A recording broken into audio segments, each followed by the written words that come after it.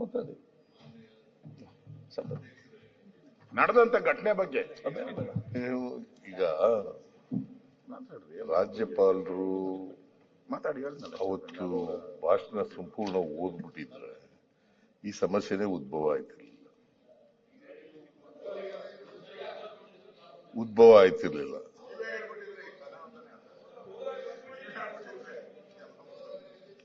ಈಗ ನೀವು ವಿಷಾದ ವ್ಯಕ್ತ ಮಾಡಿ ಸದನ ಅಂತಕ್ಕಂಥದ್ದು ಇದೆಯಲ್ಲ, ಇಟ್ ಇಸ್ ನಾಟ್ ಕರೆಕ್ಟ್.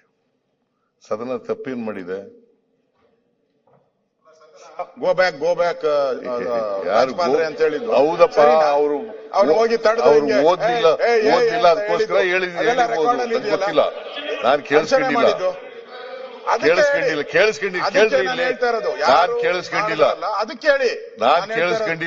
ನಿಮ್ಗೆಲ್ಲ ನಾನು ಹೇಳ್ತಾ ಇರೋದು ಯಾರು ಹಿಂಗ್ ಮಾಡಿದಾರ ಅದರಿಂದ ಸದನ ವಿಷಾದ ವ್ಯಕ್ತ ಮಾಡಬೇಕು ಅಂತಂದ್ರೆ ಯಾಕೆ?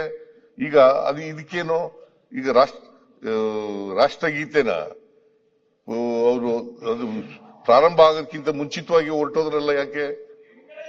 ಅದಕ್ಕೇನು ಉತ್ತರ ಹೇಳ್ತೀರಿ ನೀವು? ಅದೇ ನೀವು ನುಡಿಸ್ಬೇಕಾಗಿದ್ದವ್ರು ನಿಮ್ಮ. ಆಯ್ತಪ್ಪ, ಓದ್ಲಿಲ್ಲ ನುಡಿಸ್ಬೇಕಾಗಿಲ್ಲ. ಓದ್ಲಿ, ರೆಡ್ ಅಂಡ್ ರೆಕಾರ್ಡೆಡ್ ಆಯ್ತು, ಆಯ್ತಲ್ಲ. ರಾಜ್ಯಪಾಲರು ರಾಷ್ಟ್ರಗೀತೆ ಆಗೋರಿಗೆ ಇರ್ಬೇಕಾಗಿತ್ತಲ್ಲ, ಯಾಕೆ ಹೊರಟೋದ್ರು? ಹಿಂದೆ ಇದ್ದವರೆಲ್ಲ ಯಾಕೆ ಹೋದ್ರು? 3 ಜನ ಗವರ್ನರ್ಗಳೆಲ್ಲ ಅವ್ರು ಯಾಕೆ ಹೋದ್ರು? ಹಿಂದೆ ಇದ್ದವರೆಲ್ಲ ಆಗೇನ್ ಮಾಡ್ತಿದ್ರಿ ನೀವು? ಅದನ್ನೇ ಆಗೇನ್ ಮಾಡ್ತಿದ್ರಿ? ನೀವಿದ್ರಲ್ಲ. ಈಗ ಸುರೇಶ್ ಕುಮಾರ್ ಹೇಳಿದ್ರು, ನೀವು ಹೋಗಿ ಅಂತ ಹೇಳಿ ನೀವೇ ವಿರೋಧ ಪಕ್ಷದ ನಾಯಕರಿದ್ದು ಗವರ್ನರ್ಗೆ ನೀವು ಹೋಗಿ ಅಂತ ಹೇಳಿದ್ರಿ. ನೀವೇ, ನಾನೇನು ಹೇಳಿಲ್ಲ. ಸುರೇಶ್ ಕುಮಾರ್ ಓದ್ಲಿಲ್ವಾ? ಸುರೇಶ್ ಕುಮಾರ್ ಬೆಳಿಗ್ಗೆ ಓದಿದ್ರಲ್ಲ, ನಾನು ಹೋಗ್ಲಿಲ್ಲ. ಅವತ್ತಿನ ಸನ್ನಿವೇಶ ಬೇರೆ ಇತ್ತು, ಇವತ್ತಿನ ಸನ್ನಿವೇಶ ಎಲ್ಲ ಒಂದೇ ಸರ್.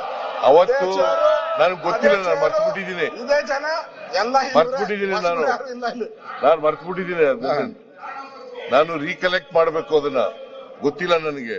ಅವತ್ತು ಏನಾಗಿದೆ ಅಂತಂದ್ರೆ 11ನೇ ಇಸ್ವಿನಲ್ಲಿ 2011ರಲ್ಲಿ ನೀವು ಟ್ರೆಜರಿ ಬೆಂಚ್ ನಲ್ಲಿ ಇದ್ರಿಲ್ಲಪ್ಪ.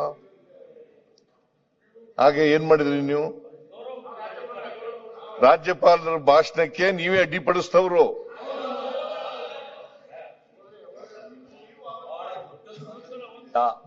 ಈಗ ದೊಡ್ಡ ಸ್ಥಾನದಲ್ಲೇ ನಿಂತ್ಕೊಂಡು ಹೇಳ್ತಾ ಇದ್ದೀರಾ. ದೊಡ್ಡ ಸ್ಥಾನದಲ್ಲಿ ನಿಂತ್ಕೊಂಡು ಹೇಳ್ತಾ ಇರುವಾಗ ಸತ್ಯಕ್ಕೆ ದಯವಿಟ್ಟು ಅಪಚಾರ ಆಗ್ಬಾರ್ದು. ನಾನು ಪ್ಲೀಸ್ ಅಲ್ಲ, ಯಾಕಂದ್ರೆ ಬಹಳ ಸತ್ಯಕ್ಕೆ ಅಪಚಾರ ಆಗಬಾರ್ದು. You are in a top most position. ನಿಮ್ಮಿಂದ ಏನ್ ಬಂದ್ರು ಕೂಡ ಸತ್ಯನೇ ಬರಬೇಕು. ಈಗ